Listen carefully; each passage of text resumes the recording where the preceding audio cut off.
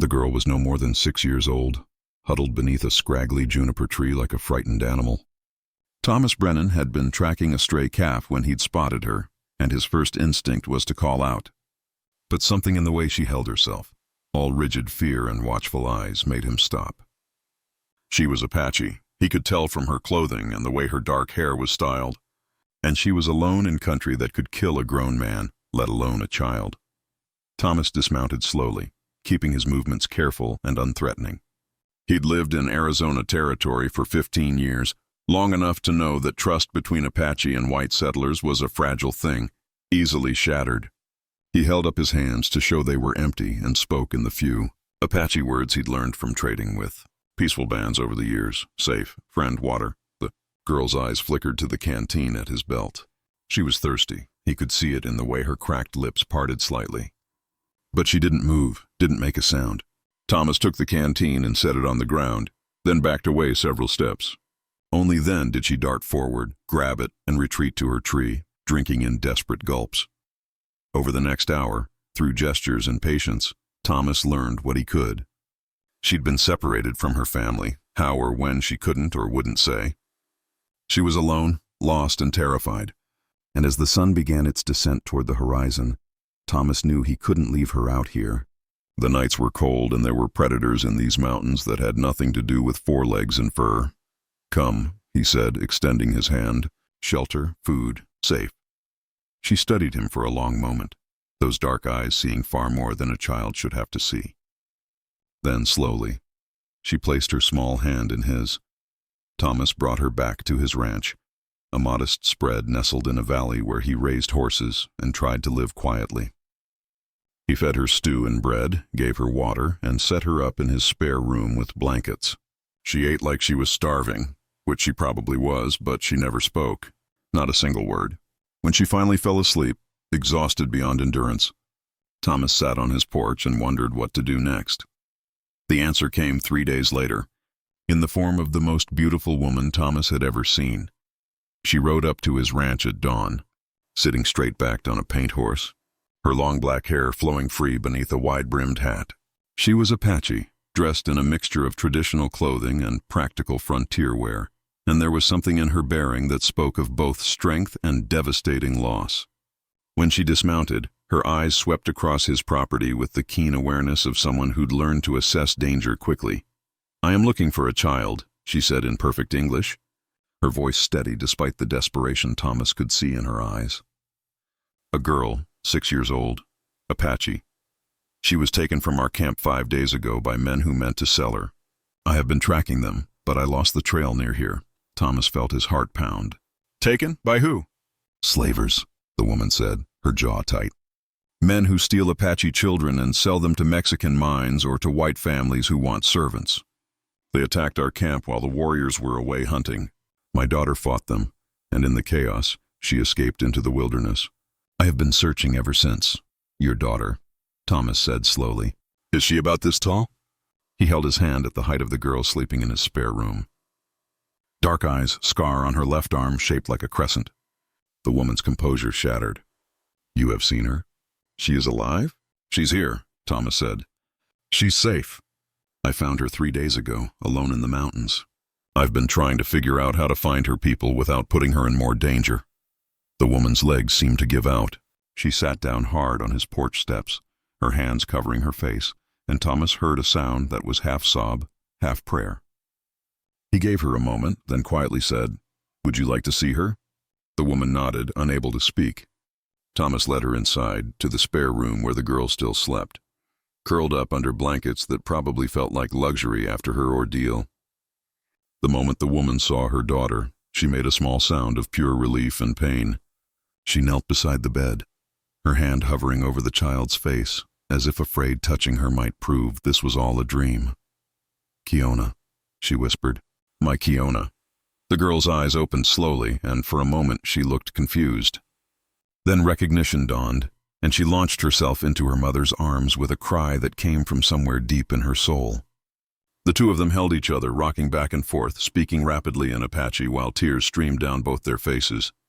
Thomas backed out of the room, giving them privacy. He went to his kitchen and started making breakfast, figuring they'd both be hungry once the first wave of emotion passed. He was right. 20 minutes later, the woman emerged, her daughter clinging to her side, and they both looked more at peace than they had since this ordeal began.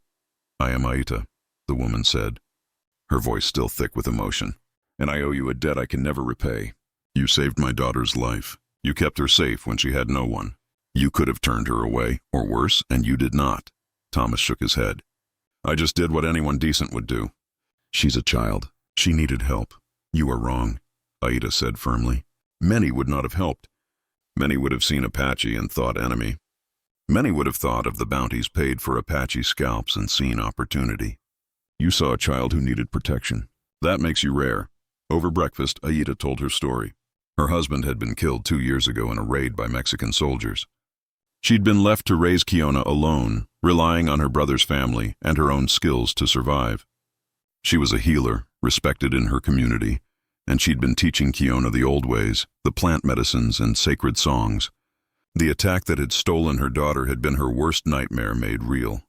"I thought I had lost everything," she said, looking at Kiona, who was eating quietly beside her. "When my husband died, I thought the worst had passed. But losing her, not knowing if she was alive or suffering, that was a darkness I cannot describe." Thomas listened, struck by the quiet strength in this woman who'd tracked armed slavers alone, who'd refused to give up even when the trail went cold. There was something about her that called to him, something beyond her obvious beauty. It was her fierce devotion, her unbreakable spirit. The way she'd walked through fire to find her child. Aita stayed for 3 days, wanting to make sure Kiona had fully recovered before the journey back to their camp. In those 3 days, Thomas and Aita talked for hours, sharing stories of loss and survival, of building lives in a harsh land that gave nothing freely. Thomas told her about his wife, dead from fever 8 years ago, about the loneliness that had become his constant companion. Aita spoke of her husband, of the love they'd shared, of learning to be both mother and father to her daughter.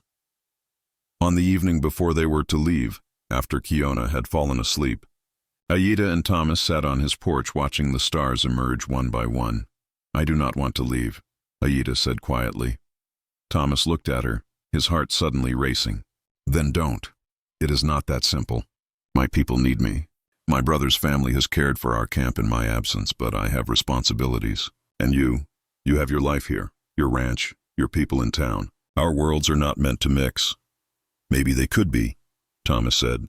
"Maybe we could find a way to build something new. Something that doesn't belong to one world or the other, but to both." Aita turned to face him, and in the starlight, her eyes were luminous. "You would take that risk?" "The town would not accept it. My people would be suspicious. We would face hatred from both sides. I've been alone for 8 years, Thomas said. I've been safe, been careful, been empty. These past 3 days, with you and Kiona here, my house has felt like a home again. I know it's fast. I know it's complicated, but I also know that some chances only come once, and if you don't take them, you spend the rest of your life wondering what if. What followed was a courtship conducted between 2 worlds. Aita returned to her people but came back to visit, bringing Kiona with her. Thomas learned Apache customs, studied the language seriously this time, and earned the grudging respect of Aita's brother and uncle. When a fever swept through the Apache camp that winter, Thomas brought medicine and supplies without being asked, and when his barn caught fire, Apache warriors appeared to help rebuild it before he'd even sent word. The town's reaction was less charitable. Thomas faced hostility, lost business, endured threats. But he also found unexpected allies. The doctor who'd treated Kiona, the storekeeper whose daughter Aita had helped deliver, the old widow who said she'd seen enough hate in her lifetime and wanted no part of it. They married in the spring, in a ceremony that blended Apache traditions with frontier simplicity. Kiona, now 7 and blossoming under the dual care of her mother and the man she'd started calling second father, scattered flower petals and declared it the best day of her life. The years that followed were not easy, but they were rich with meaning. Thomas and Aita built a bridge between communities, their ranch becoming a place where Apache and settlers could trade, talk, and sometimes find common ground. They took in children who had nowhere else to go, both Apache and white, orphans of the endless violence that plagued the territory. Their family grew not just through blood but through choice, Through the radical act of seeing humanity first and heritage second, Kiona grew up bilingual and bicultural, comfortable in both worlds and belonging fully to neither and somehow to both. She became a teacher, carrying forward her mother's healing knowledge and her second father's practical wisdom. And she never forgot that her life, her family, everything she became started because a cowboy found a lost girl and chose kindness over indifference. Thomas would often think back to that day, to the frightened child under the juniper tree who'd changed everything. He'd been tracking a stray calf and found a daughter. He'd been living in lonely routine and found love. He'd been going through the motions and found purpose. On quiet evenings, when the work was done and the family was gathered, Aita would sometimes take his hand and say, "You saved her that day." And Thomas would always reply, "She saved me." "You both did," because that was the truth. He'd found a lost Apache girl, and in returning her to her mother, he'd found his way home to a future he'd never imagined, but couldn't imagine living without. The beautiful widow had been searching for her missing daughter, and in finding her had found something else entirely, a man worthy of her trust, a partner in building a better world, and a love that proved some bonds transcend every boundary humans try to erect between each other.